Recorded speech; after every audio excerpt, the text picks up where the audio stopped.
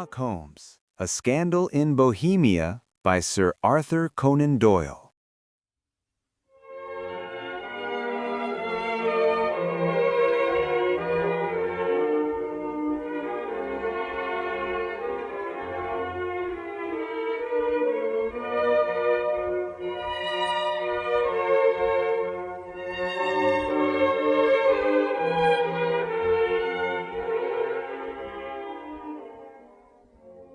To Sherlock Holmes, she is always the woman.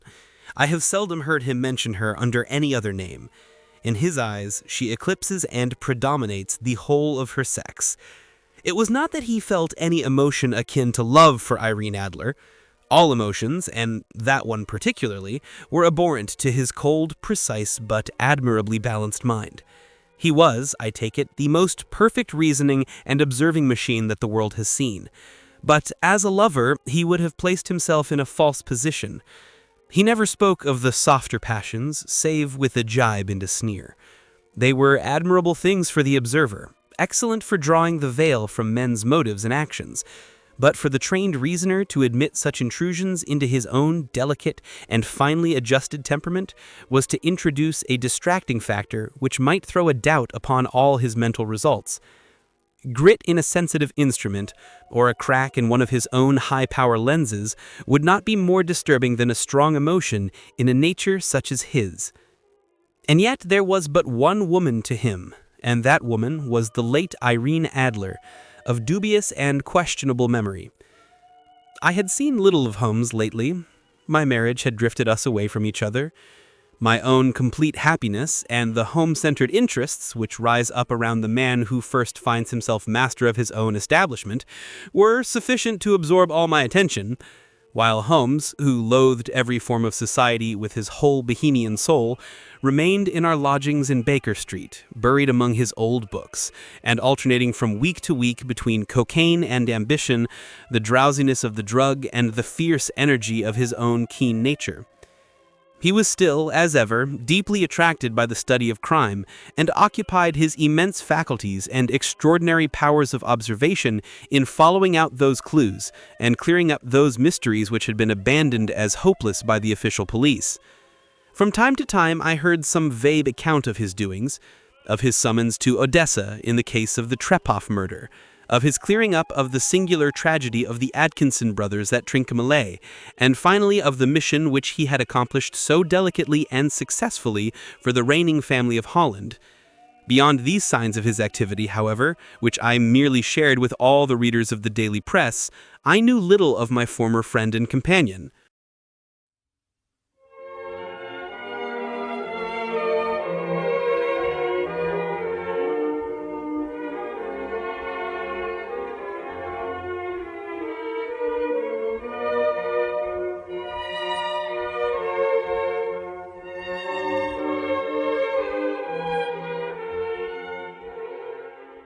One night, it was on the 20th of March, 1888, I was returning from a journey to a patient, for I had now returned to civil practice, when my way led me through Baker Street.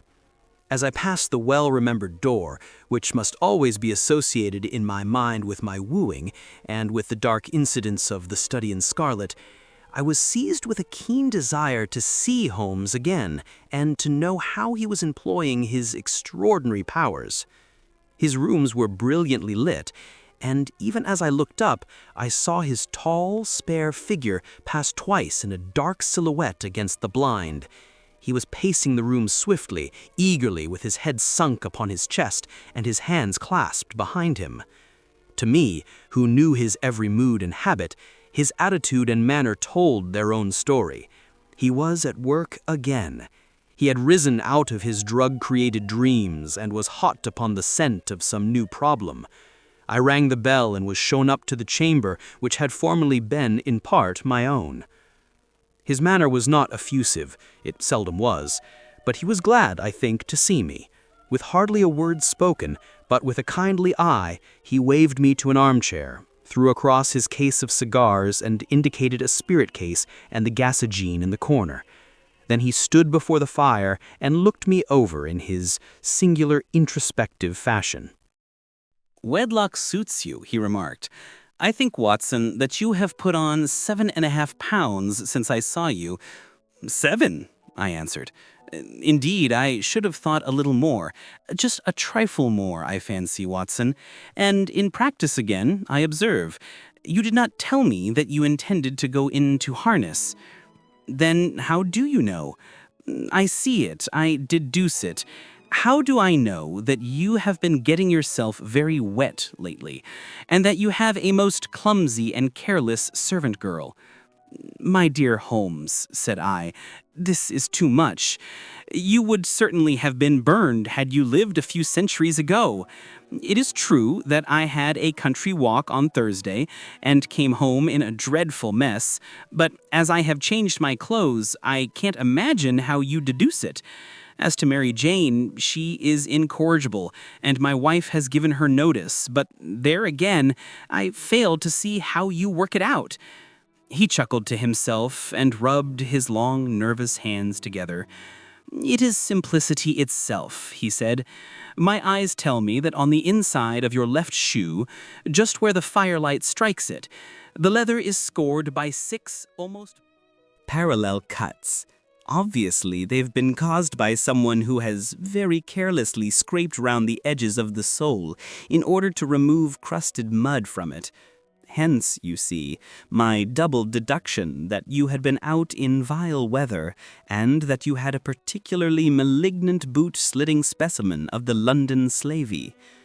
As to your practice, if a gentleman walks into my rooms smelling of iodoform, with a black mark of nitrate of silver upon his right forefinger, and a bulge on the right side of his top hat to show where he has secreted his stethoscope, I must be dull indeed if I do not pronounce him to be an active member of the medical profession.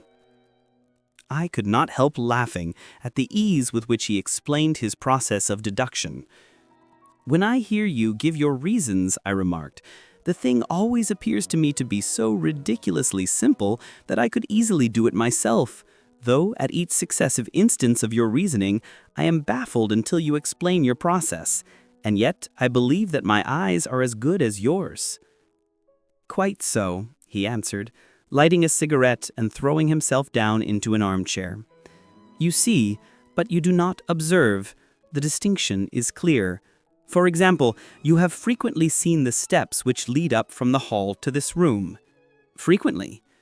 How often? Well, some hundreds of times. Then how many are there? How many? I don't know.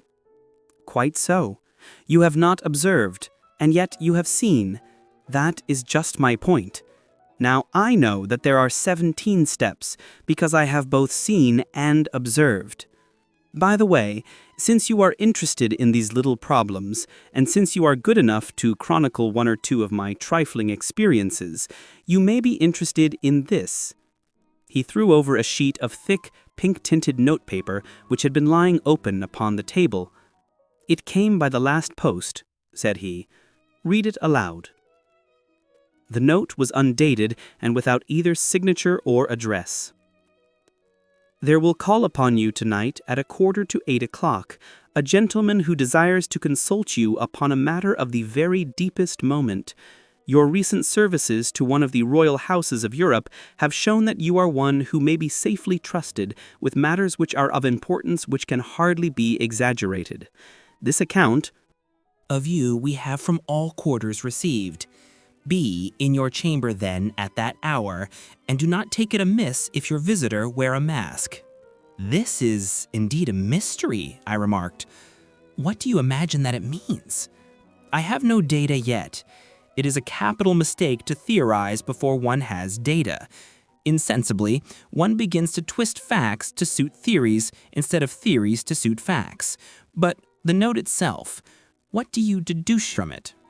I carefully examined the writing and the paper upon which it was written. The man who wrote it was presumably well-to-do, I remarked, endeavoring to imitate my companion's processes. Such paper could not be bought under half a crown a packet.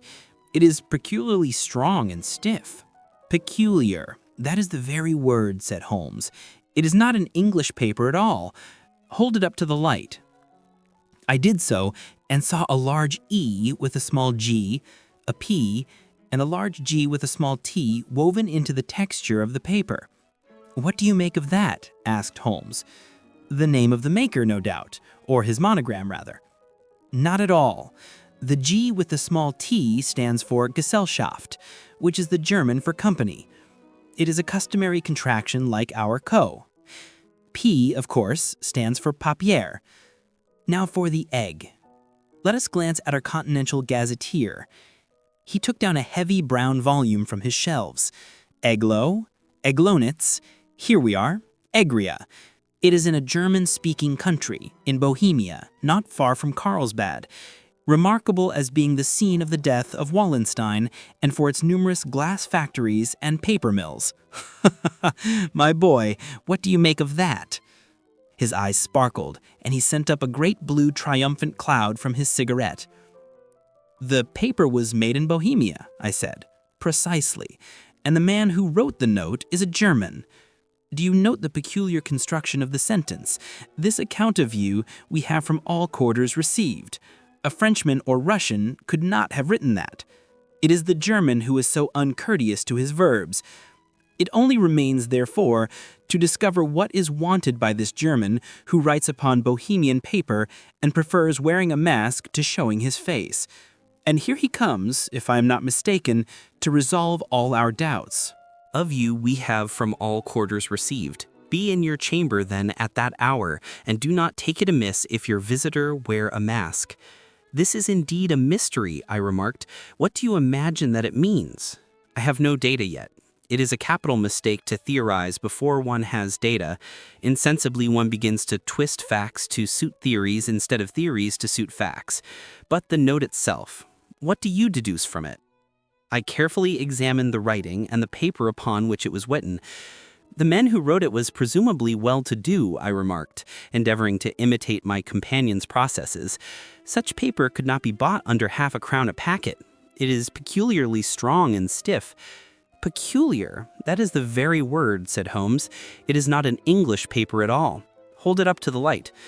I did so and saw a large E with a small g, a P, and a large G with a small t woven into the texture of the paper. What do you make of that? Asked Holmes. The name of the maker, no doubt, or his monogram rather. Not at all. The G with the small t stands for Gesellschaft, which is the German for company. It is a customary contraction like our co. P, of course, stands for papier. Now for the EG. Let us glance at our Continental Gazetteer. He took down a heavy brown volume from his shelves. Eglo, Eglonitz, here we are, Egria. It is in a German-speaking country in Bohemia, not far from Carlsbad, remarkable as being the scene of the death of Wallenstein and for its numerous glass factories and paper mills. Ha, my boy, what do you make of that? His eyes sparkled, and he sent up a great blue triumphant cloud from a cigarette. The paper was made in Bohemia, I said. Precisely, and the man who wrote the note is a German. Do you note the peculiar construction of the sentence, "This account of you we have from all quarters received"? A French or Russian could not have written that. It is the German who is so uncourteous to his verbs. It only remains, therefore, to discover what is wanted by this German who writes upon Bohemian paper and prefers wearing a mask to showing his face. And here he comes, if I am not mistaken, to resolve all our doubts.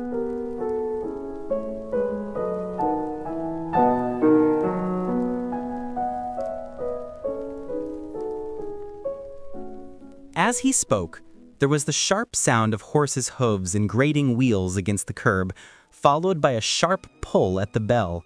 Holmes whistled. "A pair by the sound," said he. "Yes," he continued, glancing out of the window.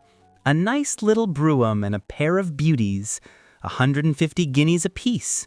There's money in this case, Watson, if there is nothing else." "I think that I had better go, Holmes." "Not a bit, Doctor. Stay where you are. I am lost without my Boswell, and this promises to be interesting. It would be a pity to miss it. But your client? Never mind him. I may want your help, and so may he. Here he comes. Sit down in that armchair, Doctor, and give us your best attention." A slow and heavy step, which had been heard upon the stairs in the passage, paused immediately outside the door. Then there was a loud and authoritative tap. "Come in," said Holmes. A man entered who could hardly have been less than 6 feet 6 inches in height, with the chest and limbs of a Hercules. His dress was rich, with a richness which would in England be looked upon as akin to bad taste.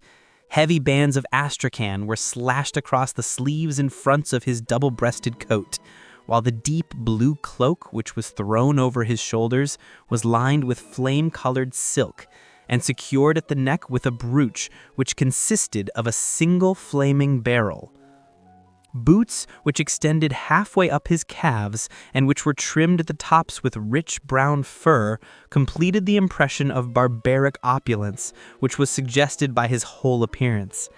He carried a broad-brimmed hat in his hand, while he wore across the upper part of his face, extending down past the cheekbones, a black visored mask, which he had apparently adjusted that very moment, for his hand was still raised to it as he entered. From the lower part of the face, he appeared to be a man of strong character, with a thick, hanging lip, and a long, straight chin, suggestive of resolution pushed to the length of obstinacy. "You had my note?" he asked, with a deep, harsh voice and a strongly marked German accent. "I told you that I would call." He looked from one to the other of us, as if uncertain which to address. "Pray take a seat," said Holmes. "This is my friend and colleague, Dr. Watson, who is occasionally good enough to help me in my cases. Whom have I the honor to address?" "You may address me as the Count von Krom, a Bohemian nobleman. I understand that this gentleman, your friend, is a man of honor and discretion, whom I may trust with a matter of the most extreme importance. If not, I should much prefer to communicate with you alone." I rose to go, but Holmes caught me by the wrist and pushed me back into my chair. "It is both or none," said he. "You may say before this gentleman anything which you may say to me." The Count shrugged his broad shoulders. "Then I must begin," said he, "by binding you both to absolute secrecy for 2 years. At the end of that time, the matter will be of no importance. At present, it is not too much to say that it is of such weight it may have an influence upon European history." "I promise," said Holmes. "And I." "You will excuse this mask," continued our strange visitor. "The august person who employs me wishes his agent to be unknown to you, and I may confess at once that the title by which I have just called myself is not exactly my own." "I was aware of it," said Holmes dryly. "The circumstances are of great delicacy, and every precaution has to be taken to quench what might grow to be an immense scandal, and seriously compromise one of the reigning families of Europe. To speak plainly, the matter implicates the great house of Ormstein, hereditary kings of Bohemia." "I was also aware of that," murmured Holmes, settling himself down in his armchair and closing his eyes.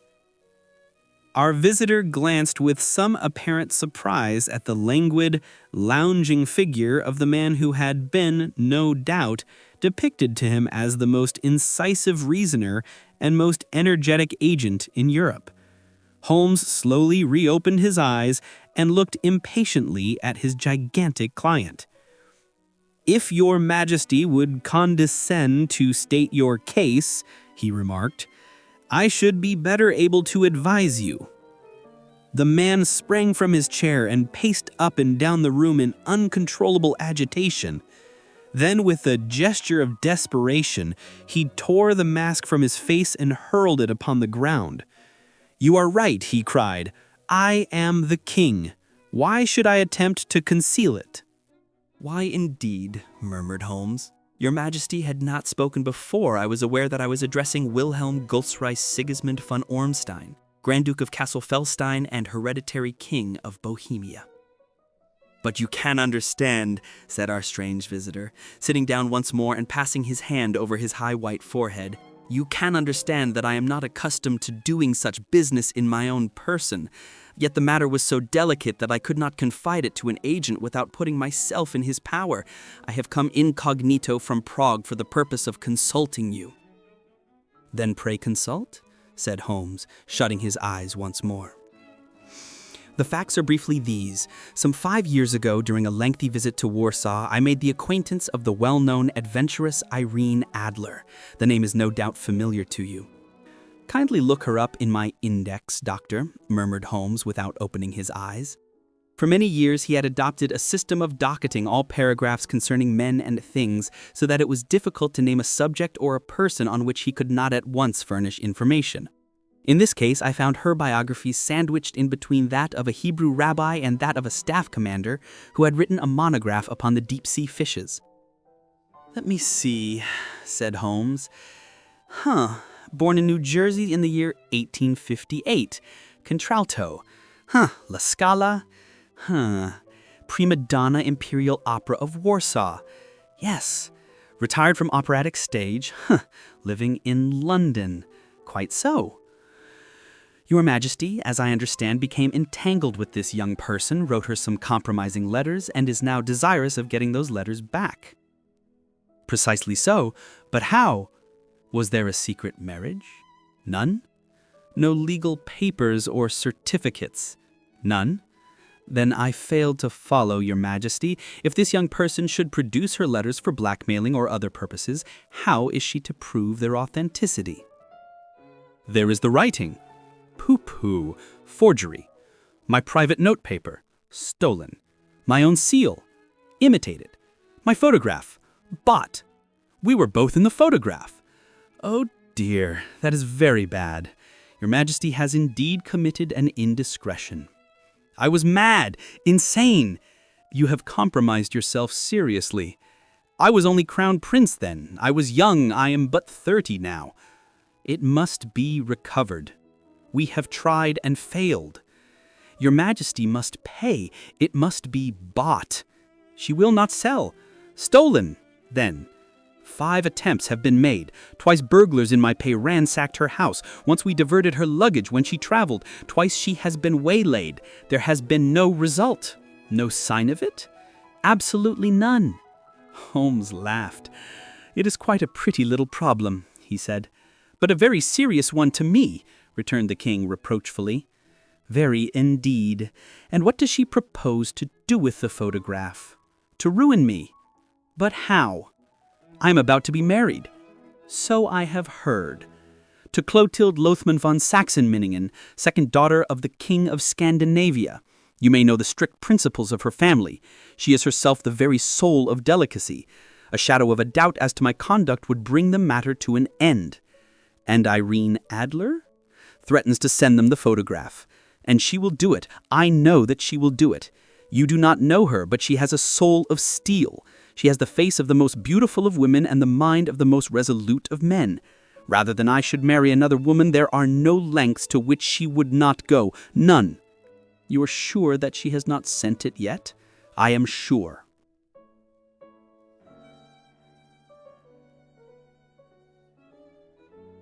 And why? Because she has said that she would send it on the day when the betrothal was publicly proclaimed. That will be next Monday. Oh, then we have 3 days yet, said Holmes with a yawn. That is very fortunate, as I have 1 or 2 matters of importance to look into just at present. Your Majesty will, of course, stay in London for the present? Certainly. You will find me at the Langham under the name of the Count von Cram. Then I shall drop you a line to let you know how we progress. Pray do so. I shall be all anxiety. Then, as to money, you have carte blanche. Absolutely. I tell you that I would give one of the provinces of my kingdom to have that photograph. And for present expenses? The king took a heavy chamois leather bag from under his cloak and laid it on the table. There are 300 pounds in gold and 700 in notes, he said. Holmes scribbled a receipt upon a sheet of his notebook and handed it to him. And Mademoiselle's address, he asked. is Bryony Lodge, Serpentine Avenue, St. John's Wood. Holmes took a note of it. One other question, he said. Was the photograph a cabinet? It was. Then good night, Your Majesty, and I trust that we shall soon have some good news for you. And good night, Watson, he added, as the wheels of the royal brougham rolled down the street. If you will be good enough to call tomorrow afternoon at 3 o'clock, I should like to chat this little matter over with you.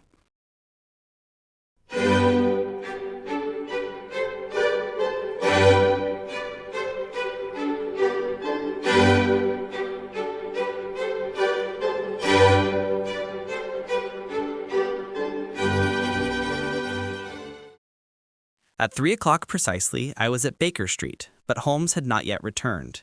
The landlady informed me that he had left the house shortly after 8 o'clock in the morning. I sat down beside the fire, however, with the intention of awaiting him, however long he might be. I was already deeply interested in his inquiry, for, though it was surrounded by none of the grim and strange features which were associated with the two crimes, which I have already recorded, still, the nature of the case and the exalted station of his client gave it a character of its own. Indeed, apart from the nature of the investigation which my friend had on hand, there was something in his masterly grasp of a situation, and his keen, incisive reasoning, which made it a pleasure to me to study his system of work, and to follow the quick, subtle methods by which he disentangled the most inextricable histories. So accustomed was I to his invariable success that the very possibility of his failing had ceased to enter into my head. It was close upon 4 before the door opened, and a drunken-looking groom, ill-kempt and side-whiskered, with an inflamed face and disreputable clothes, walked into the room. Accustomed as I was to my friend's amazing powers in the use of disguises, I had to look 3 times before I was certain that it was indeed he. With a nod he vanished into the bedroom, whence he emerged in 5 minutes, tweed-suited and respectable, as of old. Putting his hands into his pockets, he stretched out his legs in front of the fire and laughed heartily for some minutes. "Well, really," he cried, and then he choked and laughed again until he was obliged to lie back, limp and helpless in the chair. "What is it?" "It's quite too funny. I am sure you could never guess how I employed my morning, or what I ended by doing." "I can't imagine. I suppose that you have been watching the Hobbits and perhaps the house of Miss Irene Adler?" Quite so, but the sequel was rather unusual. I will tell you, however. I left the house a little after 8 o'clock this morning in the character of a groom out of work. There is a wonderful sympathy and freemasonry among horsey men. Be one of them, and you will know all that there is to know. I soon found Bryony Lodge. It is a bijou villa with a garden at the back, but built out in front right up to the road, 2 stories. Chubb locked to the door. Large sitting room on the right side, well furnished, with long windows almost to the floor, and those preposterous English window fasteners which a child could open. Behind there was nothing remarkable, save that the passage window could be reached from the top of the coach house. I walked around it and examined it closely from every point of view, but without noting anything else of interest. I then lounged down the street and found, as I expected, that there was a mews in a lane which runs down by one wall of the garden. I lent the ostlers a hand in rubbing down their horses, and received in exchange 2 pence, a glass of half and half, 2 fills of shag tobacco, and as much information as I could desire about Miss Adler, to say nothing of half a dozen other people in the neighborhood in whom I was not in the least interested, but whose biographies I was compelled to listen to. "And what of Irene Adler?" I asked. "Oh, she has turned all the men's heads down in that part. She is the daintiest thing under a bonnet on this planet. So say the Serpentine Mews, to a man. She lives quietly, sings at concerts, drives out at 5 every day, and returns at 7 sharp for dinner. Seldom goes out at other times except when she sings. Has only 1 male visitor, but a good deal of him. He is dark, handsome, and dashing. Never calls less than once a day, and often twice. He is a Mr. Godfrey Norton of the Inner Temple. See the advantages of a cabman as a confidant. They had driven him home a dozen times from Serpentine Mews, and knew all about him. When I had listened to all they had to tell, I began to walk up and down near Bryony Lodge once more, and to think over my plan of campaign. This Godfrey Norton was evidently an important factor in the matter. He was a lawyer. That sounded ominous. What was the relation between them? And what the object of his repeated visits? Was she his client, his friend, or his mistress? If the former, she had probably transferred the photograph to his keeping. If the latter, it was less likely. On the issue of this question depended whether I should continue my work at Bryony Lodge or turn my attention to the gentleman's chambers in the temple. It was a delicate point, and it widened the field of my inquiry. I fear that I bore you with these details, but I have to let you see my little difficulties if you are to understand the situation. I am following you closely, I answered. I was still balancing the matter in my mind when a hansom cab drove up to Bryony Lodge, and a gentleman sprang out. He was a remarkably handsome man, dark, aquiline, and mustachioed, evidently the man of whom I had heard. He appeared to be in a great hurry, shouted to the cabman to wait, and brushed past the maid who opened the door with the air of a man who was thoroughly at home. He was in the house about half an hour, and I could catch glimpses of him in the windows of the sitting room, pacing up and down, talking excitedly and waving his arms. Of her I could see nothing. Presently he emerged, looking even more flurried than before. As he stepped up to the cab, he pulled a gold watch from his pocket and looked at it earnestly. "Drive like the devil," he shouted, first to Gross and Hankey in Regent Street, and then to the Church of St. Monica in the Edgware Road. "Half a guinea if you do it in 20 minutes. Away they went, and I was just wondering whether I should not do well to follow them when up the lane came a neat little landau, the coachman with his coat only half buttoned and his tie under his ear, while all the tags of his harness were sticking out of the buckles. It hadn't pulled up before she shot out of the hall door and into it. I only caught a glimpse of her at the moment, but she was a lovely woman, with a face that a man might die for. "The Church of St. Monica, John," she cried, "and half a sovereign if you reach it in 20 minutes. This was quite too good to lose, Watson. I was just balancing whether I should run for it, or whether I should perch behind her landau when a cab came through the street. The driver looked twice at such a shabby fare, but I jumped in before he could object. 'The Church of St. Monica,' I said, 'and half a sovereign if you reach it in 20 minutes. It was 25 minutes to 12, and of course it was clear enough what was in the wind. My cabby drove fast. I don't think I ever drove faster, but the others were there before us. The cab and the landau with their steaming horses were in front of the door when I arrived. I paid the man and hurried into the church. There was not a soul there save the two whom I had followed and a surpliced clergyman who seemed to be expostulating.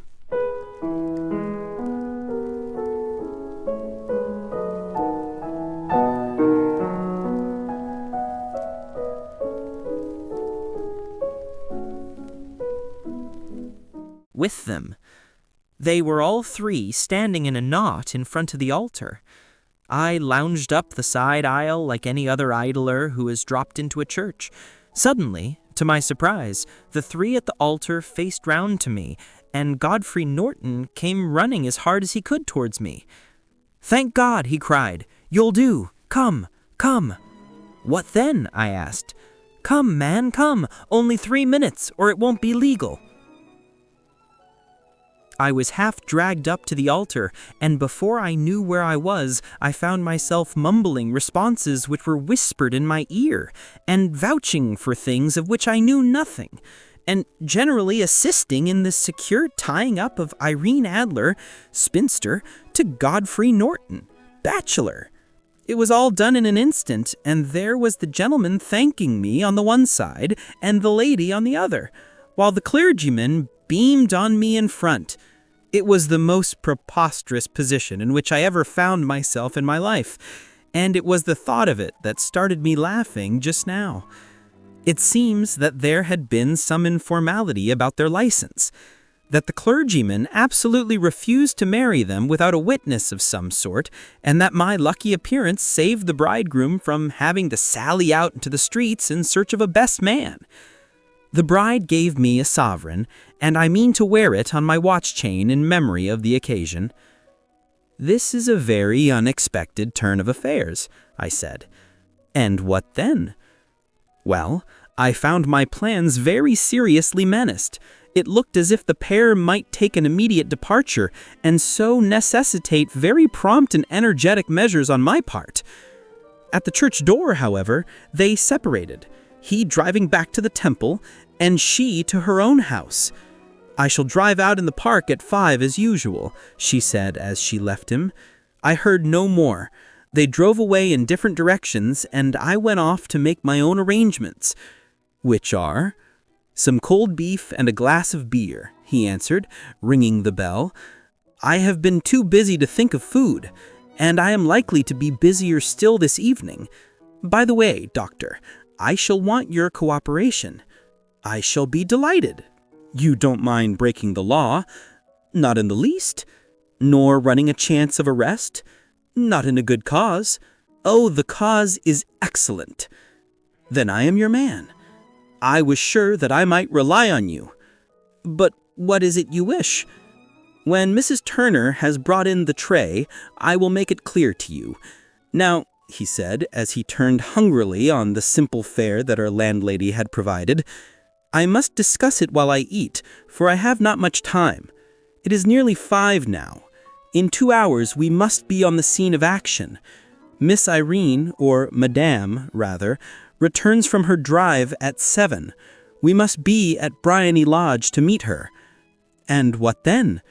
"You must leave that to me. I have already arranged what is to occur. There is only one point on which I must insist. You must not interfere, come what may. You understand?" "I am to be neutral, to do nothing whatever." "There will probably be some small unpleasantness. Do not join in it. It will end in my being conveyed into the house. 4 or 5 minutes afterwards, the sitting-room window will open. You are to station yourself close to that open window. Yes. You are to watch me, for I will be visible to you. Yes. And when I raise my hand, so, you will throw into the room what I give you to throw, and will at the same time raise the cry of fire. You quite follow me?" "Entirely." "It is nothing very formidable," he said, taking a long cigar-shaped roll from his pocket. "It is an ordinary plumber's smoke rocket, fitted with a cap at either end to make it self-lighting. Your task is confined to that. When you raise your cry of fire, it will be taken up by quite a number of people. You may then walk to the end of the street, and I will rejoin you in 10 minutes. I hope that I have made myself clear. I am to remain neutral, to get near the window, to watch you, and at the signal to throw in this object, then to raise the cry of fire, and to wait you at the corner of the street." "Precisely. Then you may entirely rely on me." "That is excellent. I think perhaps it is almost time that I prepare for the new role I have to play." He disappeared into his bedroom and returned in a few minutes in the character of an amiable and simple-minded nonconformist clergyman. His broad black hat, his baggy trousers, his white tie, his sympathetic smile, and general look of peering and benevolent curiosity were such as Mr. John Hare alone could have equaled. It was not merely that Holmes changed his costume. His expression, his manner, his very soul seemed to vary with every fresh part that he assumed. The stage lost a fine actor, even as science lost an acute reasoner when he became a specialist in crime. It was 6:15 when we left Baker Street, and it still wanted 10 minutes to the hour when we found ourselves in Serpentine Avenue. It was already dusk, and the lamps were just being lighted as we paced up and down in front of Briony Lodge, waiting for the coming of its occupant. The house was just such as I had pictured it from Sherlock Holmes's succinct description, but the locality appeared to be less private than I expected. On the contrary, for a small street in a quiet neighborhood, it was remarkably animated. There was a group of shabbily dressed men smoking and laughing in a corner, a scissors grinder with his wheel, 2 guardsmen who were flirting with a nurse girl, and several well-dressed young men who were lounging up and down with cigars in their mouths. "You see," remarked Holmes as we paced to and fro in front of the house, "this marriage rather simplifies matters. The photograph becomes a double-edged weapon now. The chances are that she would be as averse to its being seen by Mr. Godfrey Norton as our client is to its coming to the eyes of his princess. Now the question is, where are we to find the photograph? Where indeed? It is most unlikely that she carries it about with her. It is cabinet size, too large for easy concealment about a woman's dress. She knows that the king is capable of having her waylaid and searched. 2 attempts of the sort have already been made. We may take it, then, that she does not carry it about with her. Where, then? Her banker or her lawyer. There is that double possibility, but I am inclined to think neither. Women are naturally secretive, and they like to do their own secreting. Why should she hand it over to anyone else? She could trust her own guardianship, but she could not tell what indirect or political influence might be brought to bear upon a businessman. Besides, remember that she had resolved to use it within a few days. It must be where she can lay her hands upon it. It must be in her own house. But it has twice been burgled. Pshaw! They did not know how to look. But how will you look? I will not look. What then? I will get her to show me. But she will refuse. She will not be able to. But I hear the rumble of wheels. It is her carriage. Now carry out my orders to the letter." As he spoke, the gleam of the sidelights of a carriage came around the curve of the avenue. It was a smart little landau which rattled up to the door of Briony Lodge. As it pulled up, one of the loafing men at the corner dashed forward to open the door in the hope of earning a copper, but was elbowed away by another loafer who had rushed up with the same intention. A fierce quarrel broke out, which was increased by the 2 guardsmen who took sides with one of the loungers and by the scissors grinder who was equally hot on the other side. A blow was struck, and in an instant the lady, who had stepped from her carriage, was the center of a little knot of flushed and struggling men, who struck savagely at each other with their fists and sticks. Holmes dashed into the crowd to protect the lady, but just as he reached her, he gave a cry and dropped to the ground with the blood running freely down his face.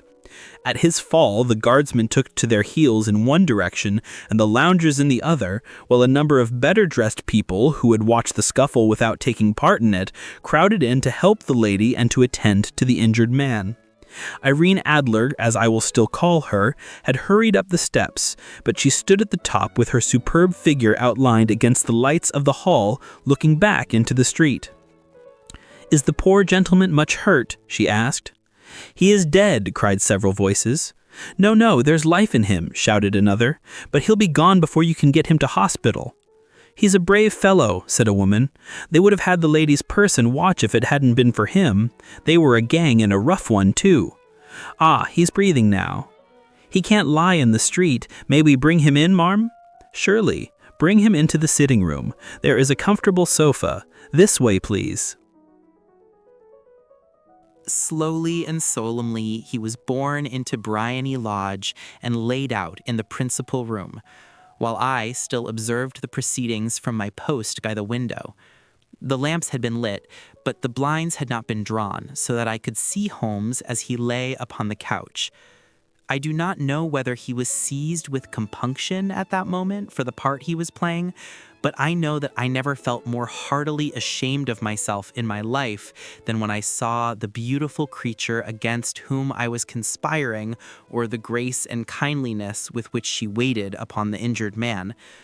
And yet it would be the blackest treachery to Holmes to draw back now from the part which he had entrusted to me.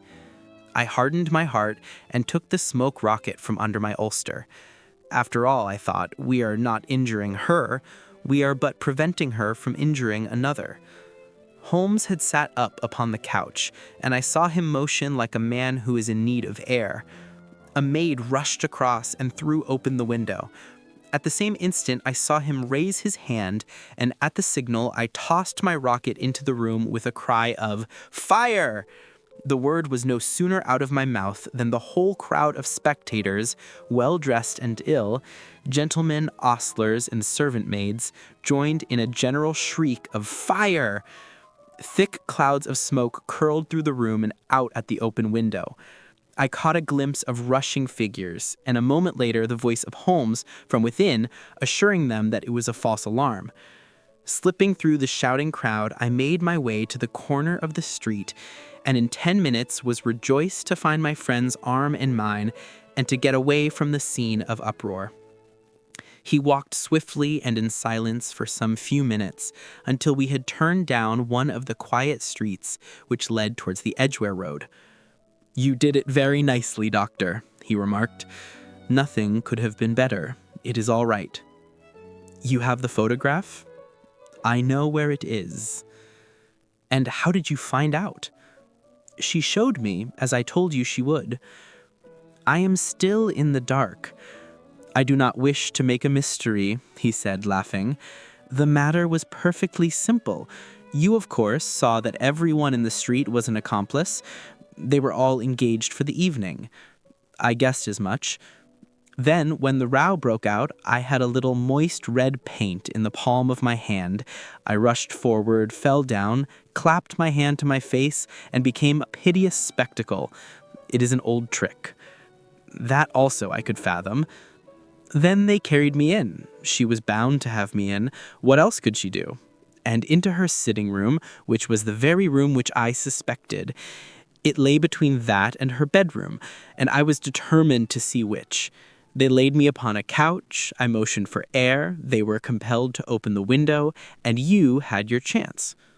How did that help you? It was all important.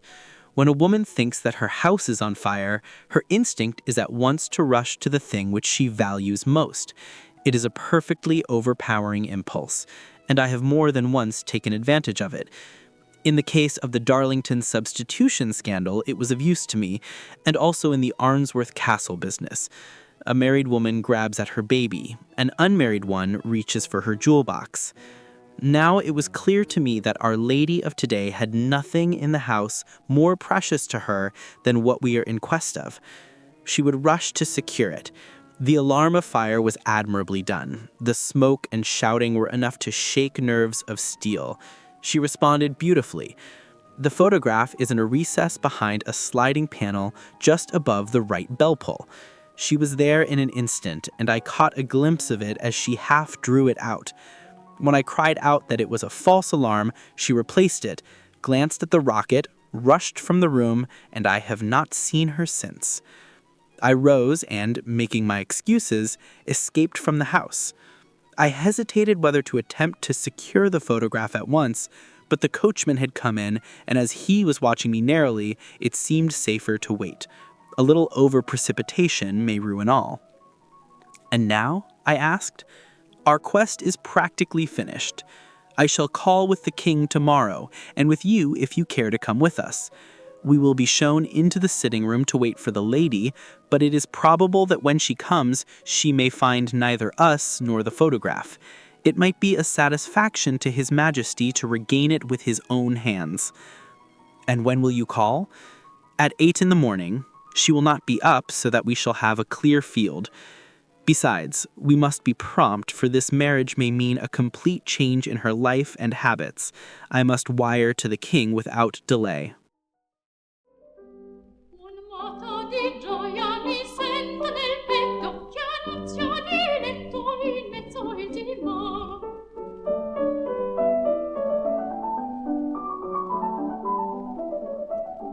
Spero che il contento finisca la fano, non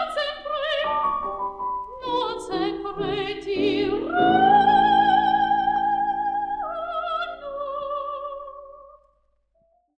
We had reached Baker Street and had stopped at the door. He was searching his pockets for the key when someone passing said, "Good night, Mr. Sherlock Holmes." There were several people on the pavement at the time, but the greeting appeared to come from a slim youth in an ulster who had hurried by. "I've heard that voice before," said Holmes, staring down the dimly lit street. "Now, I wonder who the deuce that could have been." I slept at Baker Street that night, and we were engaged upon our toast and coffee in the morning when the King of Bohemia rushed into the room. "You have really got it," he cried, grasping Sherlock Holmes by either shoulder and looking eagerly into his face. "Not yet, but you have hopes?" "I have hopes." "Then come, I am all impatience to be gone." "We must have a cab." "No, my brougham is waiting." "Then that will simplify matters." We descended and started off once more for Bryony Lodge. "Irene Adler is married," remarked Holmes. "Married? When?" "Yesterday." "But to whom?" "To an English lawyer named Norton." "But she could not love him." "I am in hopes that she does." "And why in hopes?" "Because it would spare your majesty all fear of future annoyance. If the lady loves her husband, she does not love your majesty. If she does not love your majesty, there is no reason why she should interfere with your majesty's plan." "It is true, and yet, well, I wish she had been of my own station. What a queen she would have made." He relapsed into a moody silence, which was not broken until we drew up in Serpentine Avenue. The door of Bryony Lodge was open, and an elderly woman stood upon the steps. She watched us with a sardonic eye as we stepped from the brougham. "Mr. Sherlock Holmes, I believe," said she. "I am Mr. Holmes," answered my companion, looking at her with a questioning and rather startled gaze. "Indeed, my mistress told me that you were likely to call. She left this morning with her husband by the 5:15 train from Charing Cross for the Continent." "What?" Sherlock Holmes staggered back, white with chagrin and surprise. "Do you mean that she has left England?" "Never to return." "And the papers?" asked the king hoarsely. "All is lost." "We shall see." He pushed past the servant and rushed into the drawing-room, followed by the king and myself. The furniture was scattered about in every direction, with dismantled shelves and open drawers, as if the lady had hurriedly ransacked them before her flight. Holmes rushed at the bell-pull, tore back a small sliding shutter, and plunging in his hand, pulled out a photograph and a letter. The photograph was of Irene Adler herself in evening dress. The letter was superscribed to Sherlock Holmes, Esquire, to be left till called for. My friend tore it open, and we all three read it together. It was dated at midnight of the preceding night, and ran in this way.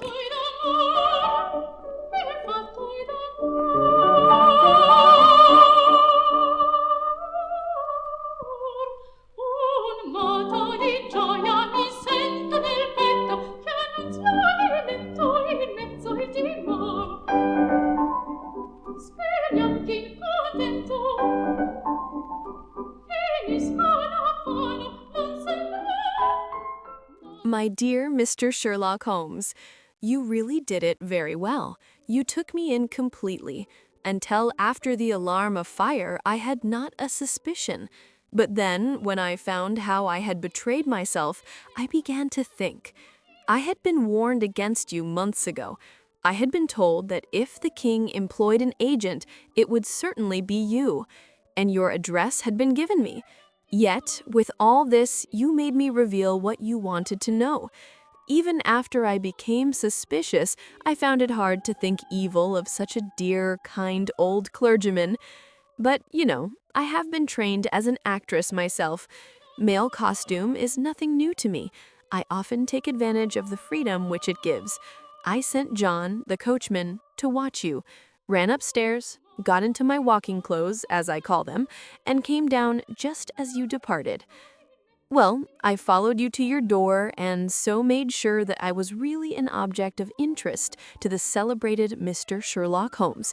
Then I, rather imprudently, wished you good night and started for the temple to see my husband.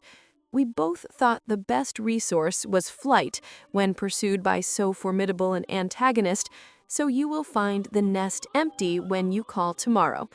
As to the photograph, your client may rest in peace. I love and am loved by a better man than he. The king may do what he will without hindrance from one whom he has cruelly wronged. I keep it only to safeguard myself and to preserve a weapon which will always secure me from any steps which he might take in the future. I leave a photograph which he might care to possess, and I remain, dear Mr. Sherlock Holmes, very truly yours, Irene Norton.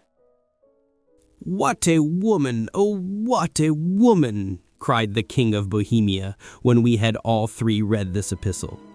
"Did I not tell you how quick and resolute she was? Would she not have made an admirable queen? Is it not a pity that she was not on my level?"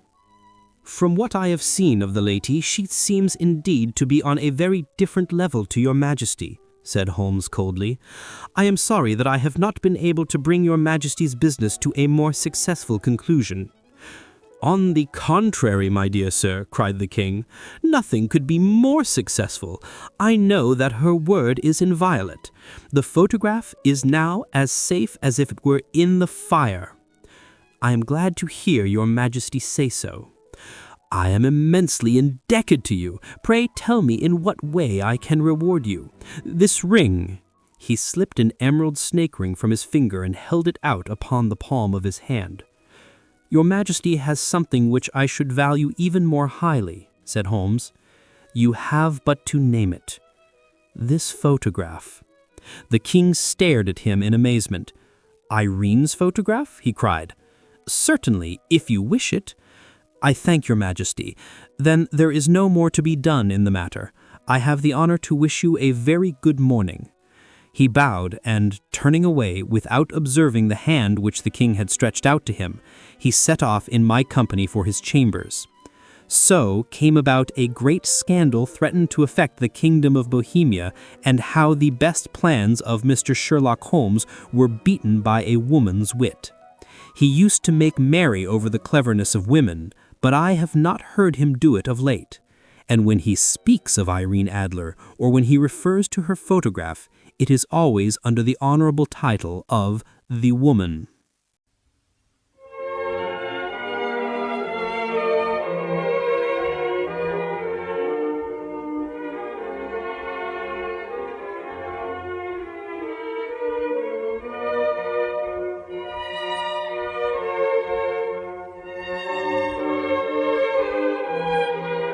Thank you for listening, Sherlock Holmes, A Scandal in Bohemia.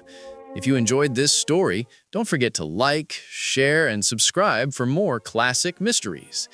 Stay tuned. Another Sherlock Holmes adventure is coming soon. See you in the next case.